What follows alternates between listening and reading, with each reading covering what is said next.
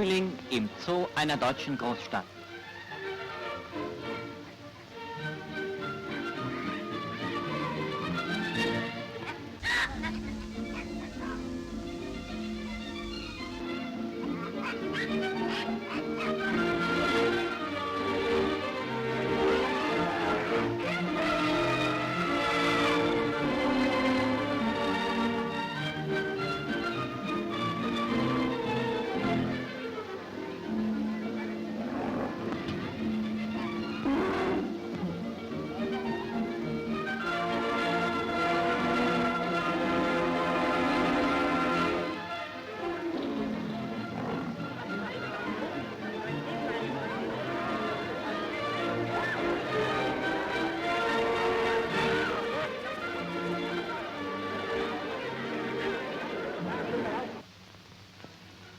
In einer großen Briefabgangsstelle vor der Einführung der Postleitzahl.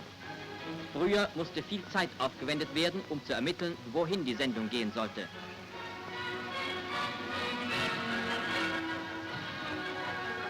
Wo heute die Postleitzahl eingesetzt wird, stand damals oft ein Fragezeichen. Mit der Leitzahl ist die Verteilung erheblich vereinfacht worden. Das Sortieren der Briefe geht viel schneller als früher. Zahlreiche Fachkräfte sind dadurch für andere Aufgaben frei geworden. Für 10 Pfennig gibt die Deutsche Reichspost in diesen Tagen das neue Verzeichnis mit den Postleitzahlen heraus.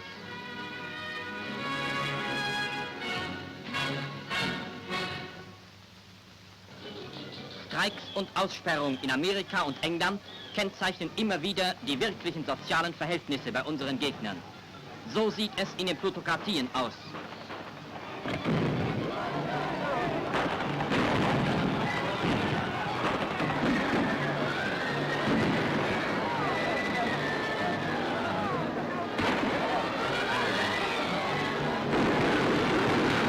Einem prahlerischen Geschwätz von sozialen Errungenschaften und heuchlerischen Feindparolen für die Zukunft stehen diese Tatsachen gegenüber. Trotz höchster Anspannungen vermag es Deutschland auch im 5. Kriegsjahr, seinen Schaffenden die sozialen Einrichtungen nicht nur zu erhalten, sondern weiter auszubauen. Ein Bergarbeitererholungsheim in einem deutschen Mittelgebirge. Hier verbringen die Knappen ihre Urlaubstage, um neue Kraft für ihr schweres Schaffen zu schöpfen.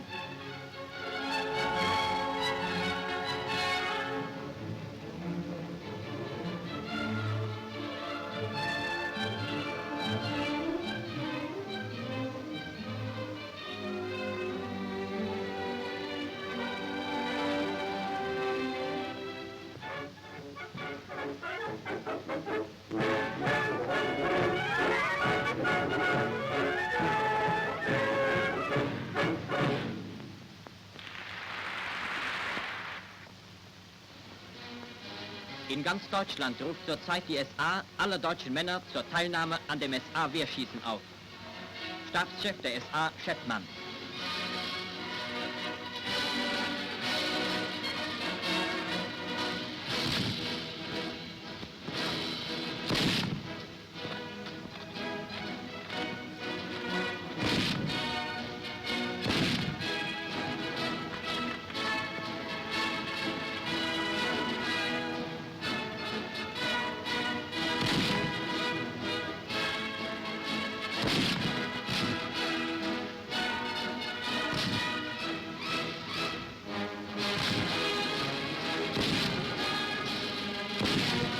Angehörige aller Berufe, jung und alt, beteiligen sich an diesen Schießübungen und bekunden damit ihren Wehrwillen.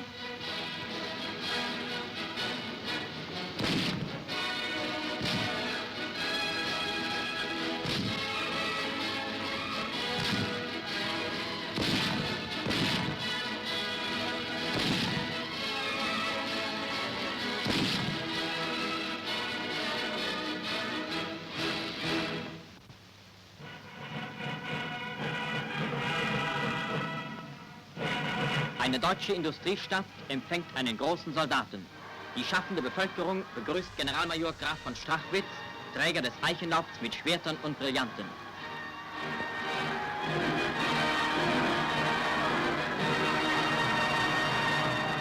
Das Das Modell eines Flakgeschützes, das von den Angehörigen unseres Werkes hergestellt wurde, überreichen wir Ihnen zur Erinnerung an Besuch in unserem Werk. Bitte schön, Herr General. Also ich bedanke mich. Es freut mich ganz besonders, dass ich Ihnen hier allen die Grüße und den Dank der Front sagen darf, den Dank von unseren tapferen Soldaten, die hier draußen kämpfen, mit euren Geschützen.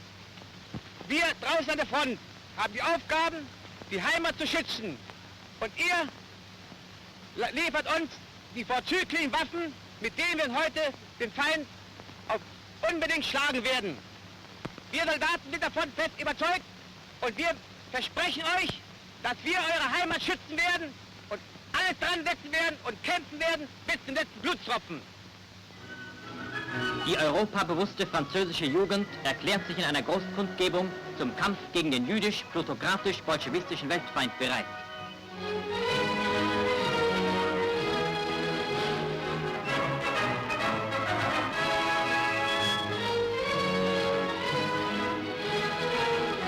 Sicherheitsminister Joseph Darnan spricht zu französischen Freiwilligen vor ihrer Abreise an die Ostfront.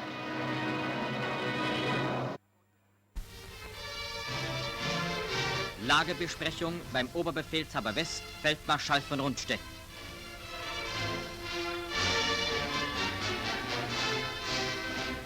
Links Generalfeldmarschall Sperle.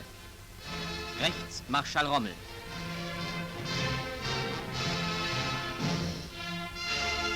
Der Oberbefehlshaber West gibt einen Lageüberblick und nimmt die Meldungen der Wehrmachtbefehlshaber entgegen.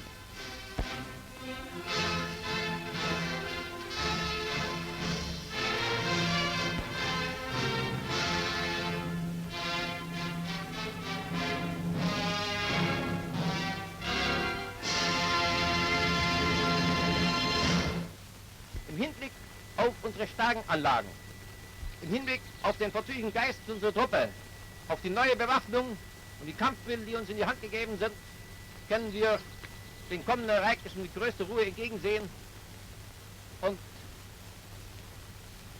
brauchen uns keine Sekunde den Kopf zu brechen, ob es gut oder schlecht geht. Es geht bestimmt gut und ich glaube nicht, dass er England ein zweites Mal wiederkommt, wenn er hier den Versuch macht. Eines der schweren Panzerwerke.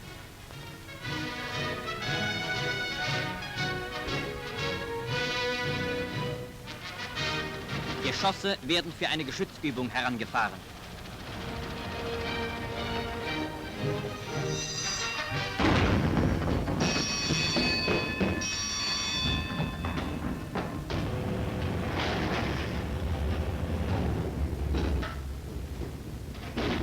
Geordneter Feind. Geordneter Feind. Es ortet QMG. Erste Ortung 301 Grad 8, 210, 0 Uhr 0. Richtung 336 Grad. Entfernung 389. Entfernung 389. Sprenggranaten mit Kopfzünder laden. Sprenggranaten mit Kopfzünder laden.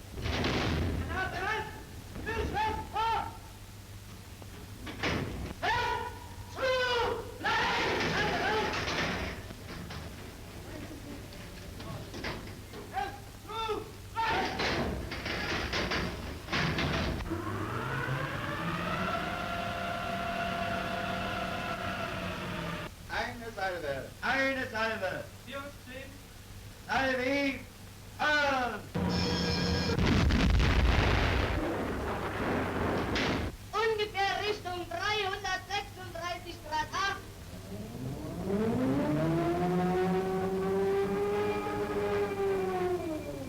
Rotes Feuern!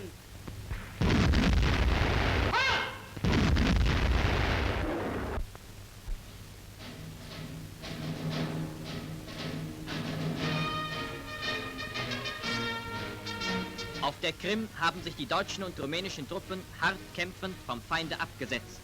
Den Sowjets gelang es nicht, den Abtransport unserer Truppen über See zu verhindern. Bei diesen Kämpfen bewährte sich aufs Neue die deutsch-rumänische Waffenbrüderschaft.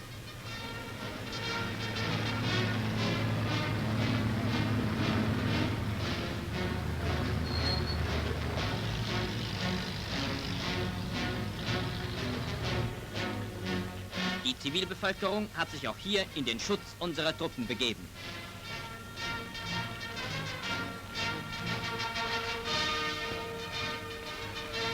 Immer wieder versuchen sowjetische Flugzeuge, unsere Bewegungen zu stören. Kampf zwischen den Tieffliegern und unseren Flaksoldaten.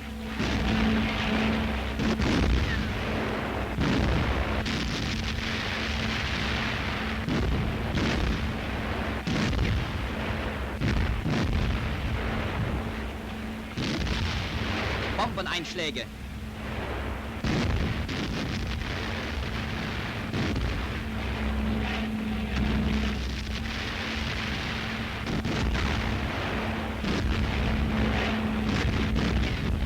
Eine getroffene Feindmaschine im Absturz.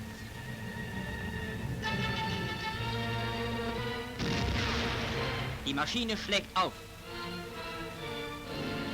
Der Flugzeugführer ist ausgestiegen. Durch sowjetische Tieffliegerangriffe getötet. Schwere Flak- und Artillerie decken die Rückzugsbewegungen.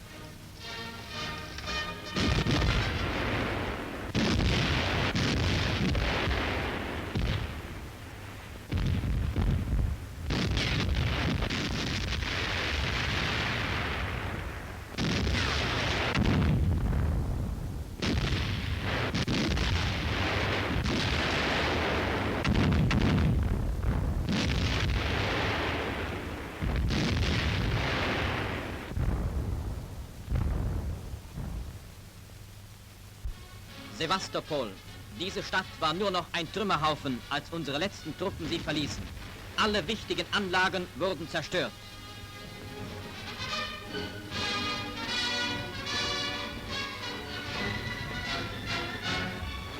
Nebelgranaten werden abgeschossen.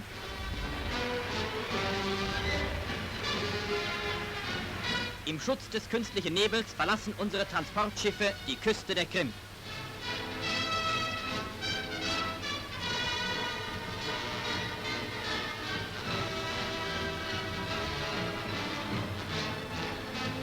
Weithin leuchten die Brände der zerstörten Stadt.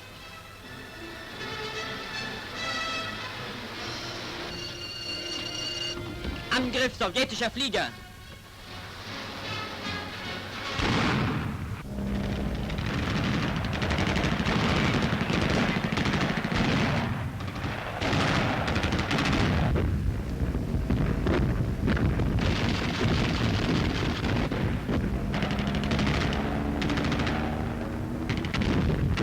Durch das Feuer der Bordflak abgedrängt, fallen die meisten Bomben wirkungslos ins Meer.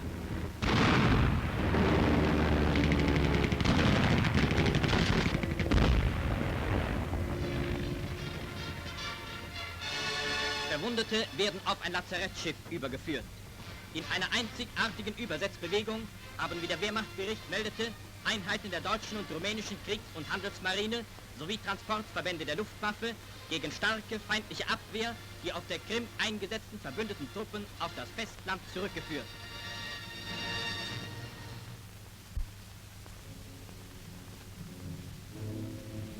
Bei den Männern der Panzergrenadierdivision Großdeutschland.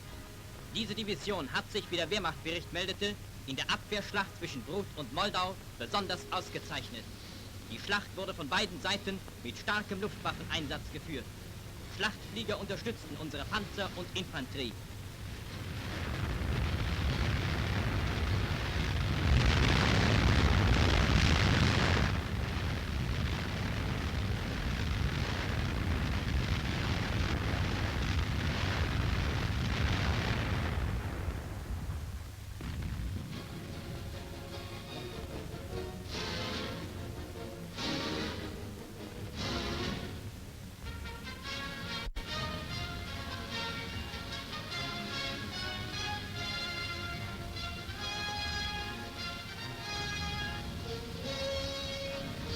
Der Kommandeur, Träger des Eichenlaubs mit Schwertern, Generalleutnant von Manteuffel.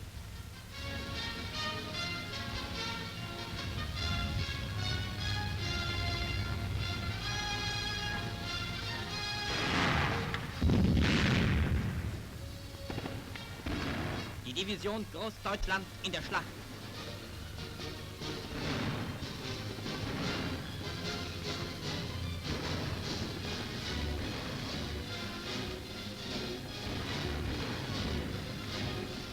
Einbruch in sowjetische Stellungen. Überläufer.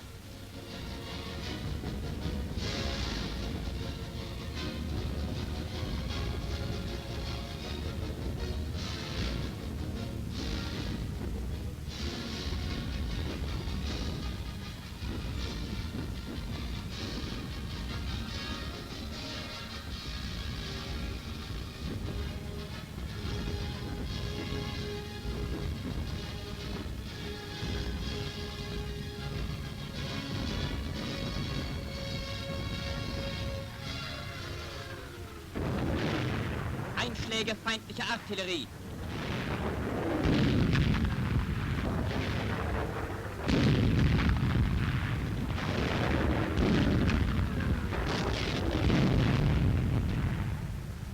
Generalleutnant von Manteuffel leitet den Kampf in vorderster Linie.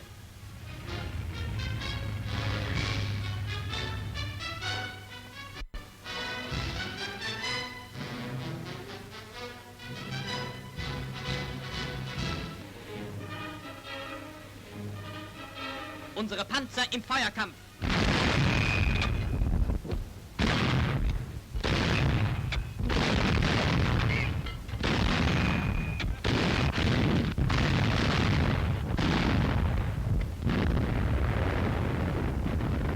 Die Abwehrschlacht steht auf dem Höhepunkt.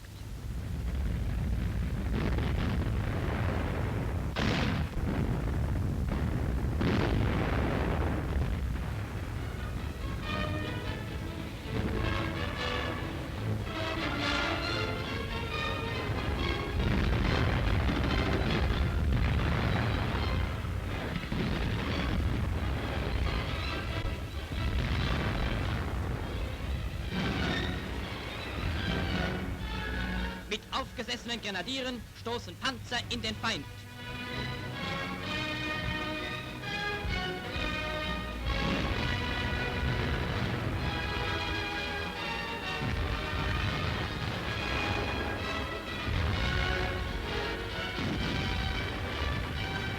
Gefangene werden eingebracht.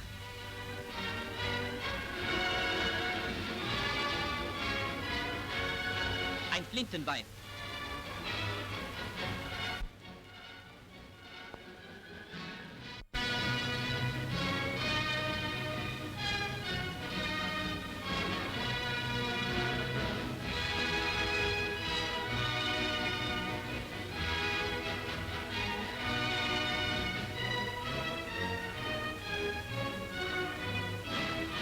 Bolschewismus gegen Europa.